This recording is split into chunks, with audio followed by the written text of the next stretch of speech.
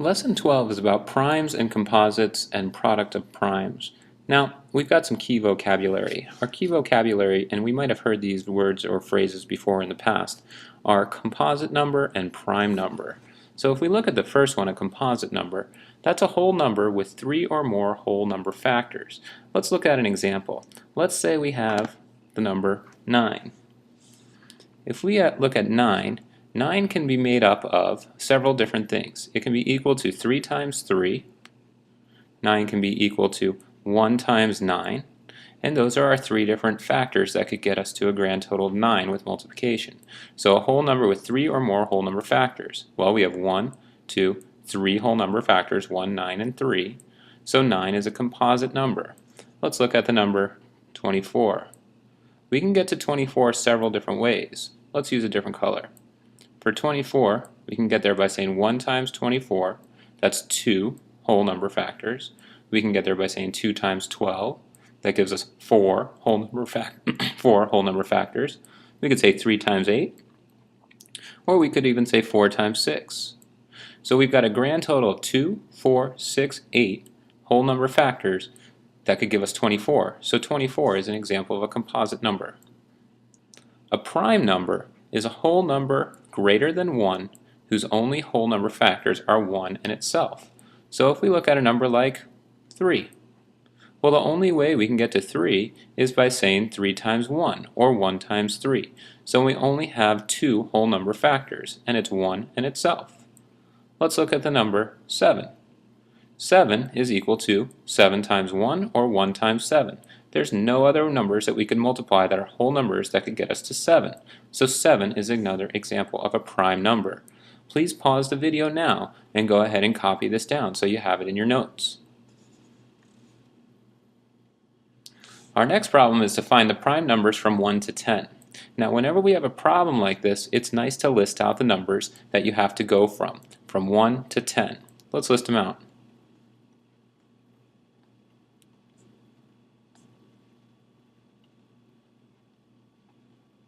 Now what we're going to do that we have our list completed is to figure out which ones are prime by eliminating the composite numbers. Now if we look back at our definition quickly, a prime number is a whole number greater than 1. So that means 1 is not a prime number. Okay? 4 is a composite because we could have 1 times 4 or we could have 2 times 2. So we've got 3 different whole numbers that could give us 4. 6. 6, we know that's a composite number, we just saw that. We have 6 times 1, or we have 3 times 2. 7, we'll come back. 8, we've got 1 times 8, we've got 4 times 2. We've got 4 different numbers that could get us to 8. 9, we did on the last page. We've got 9 times 1, or 3 times 3, so that's composite. And 10 could be 10 times 1, or 5 times 2, so that's also composite. Now everything that we have left, there's no other way to get there except by multiplying that number by 1. So we've got the numbers of 7, 5, 3, and 2, or we could say it in numerical order, 2, 3, 5, and 7, that are our prime numbers from 1 to 10. We work backwards to find our answer, which is sometimes a very effective method in solving a problem. Alright, let's go ahead and look at the next problem. We want to write 1,260 as a product of prime numbers. Now in order to do this, we're going to use a factor tree. And when we use a factor tree, we're going to start off with 1,260 as the top of our tree, okay, or the last branch, or the main stem of our tree. Now 1,260, we can break that number down. Let's go ahead and figure out what we could multiply to get to 1,260.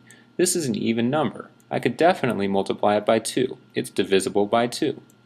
Let's figure out what it is divisible by 2 by. 1,260 divided by 2.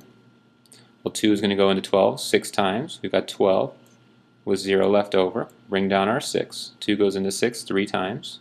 We've got 6 with 0 left over. And we need a 0 placeholder.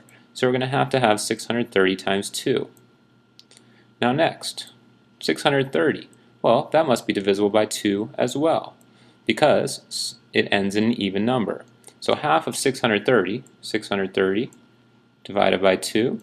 2 goes into 6 3 times. We've got 6 0 left over, bring down the 3. 2 goes into 3 one time, we've got 2. We've got 10 left over when we subtract. So we're going to go ahead and say 2 goes into 10 5 times. We've got an answer of 315. Now what we're doing with our factor tree is we're getting down to the point where we have just prime numbers. We've got a 2. We know that's prime. We've got another 2. That's prime. Let's go ahead and break down our 315.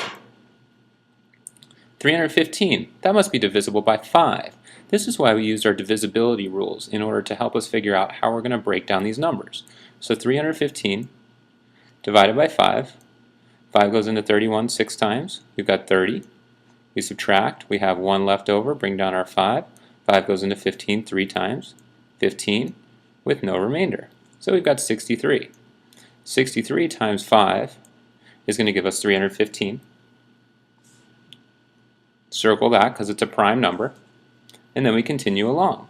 63. Well, 6 plus 3 is 9. So this must be divisible by, well, it must be divisible by 3 because 9 is divisible by 3. So what number times 3 is equal to 63? 63 divided by 3. 3 goes into 6 2 times. We've got 6. Subtract. We've got 0 with 3 left over. It must be 21.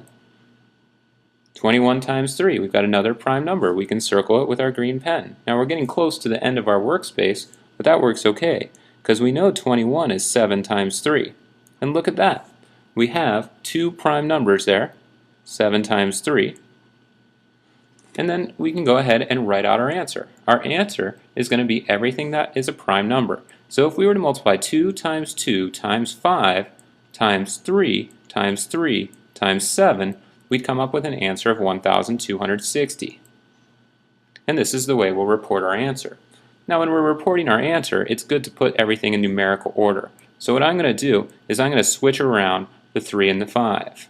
2 times 2 times 3 times 3 times, then we have a 5 times 7 times 5 times 7. Now we've got everything, 2 times 2 times 3 times 3 times 5 times 7. And it's in numerical order. That's how we do a factor tree. We're going to practice factor trees a lot more in class tomorrow. We're going to look at our lesson practice on page 46. Make sure you've got your notes completed, including this slide. And I will see you soon.